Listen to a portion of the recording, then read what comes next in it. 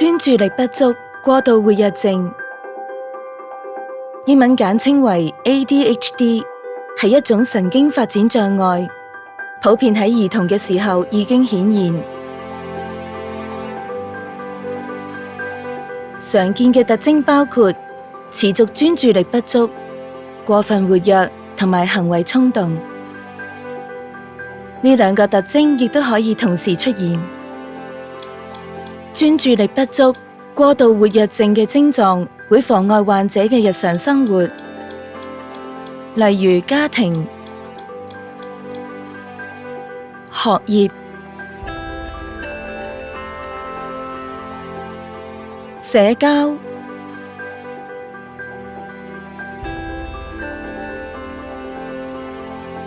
同埋工作。專注力不足嘅常見症狀包括成日忽略細節，或因為粗心大意而出錯，喺日常活動上好善忘，經常唔見嘢，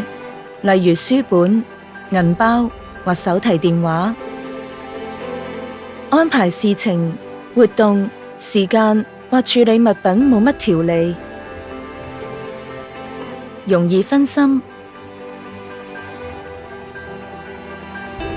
難以喺工作或遊戲活動時保持專注，成日因為咁而冇辦法完成事情，逃避或唔鍾意需要持續用腦嘅工作，例如做功課或準備報告。其他人同佢傾偈嘅時候，成日都好似心不在焉咁，亦都可能難以遵從指示。過度活躍同行為衝動嘅常見症狀包括經常感到不安，難以安靜咁玩，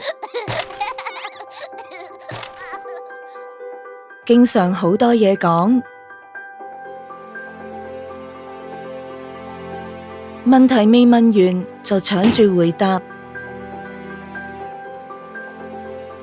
成日打斷其他人講嘢或打擾他人，例如插嘴或不問自取，亦都可能會經常坐立不安，唔停咁玩手玩腳，或者喺個位度喐嚟喐去，難以保持安坐，冇乜耐性等候或排隊輪候，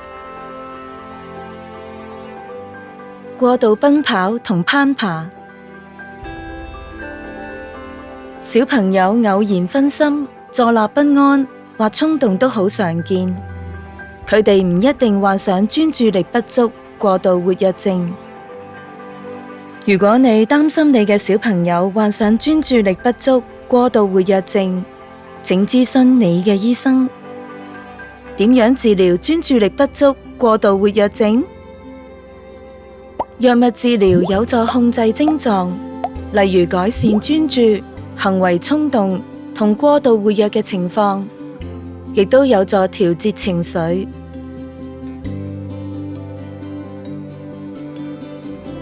心理社交介入通常包括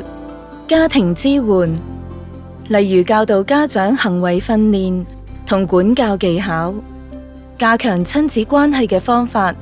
同提供情緒支援輔導。兒童患者支援，例如協助患者發展應付症狀同處理情緒嘅技巧，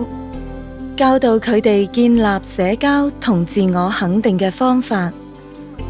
校本支援，例如改善學習環境、學習處理學業嘅技巧，以及建立家校溝通同合作。如果你需要照顧患有專注力不足過度活躍症嘅孩子，你可以協助佢保持規律同有條理嘅生活方式，訂立簡單同清晰嘅規則同指示，心平氣和咁作出提醒，讚賞佢嘅恰當行為，認同佢嘅努力同成就，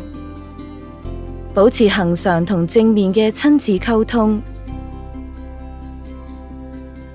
與醫護人員同學校工作人員緊密合作。親友嘅支持同鼓勵係好幫到孩子建立自信同快樂咁成長㗎。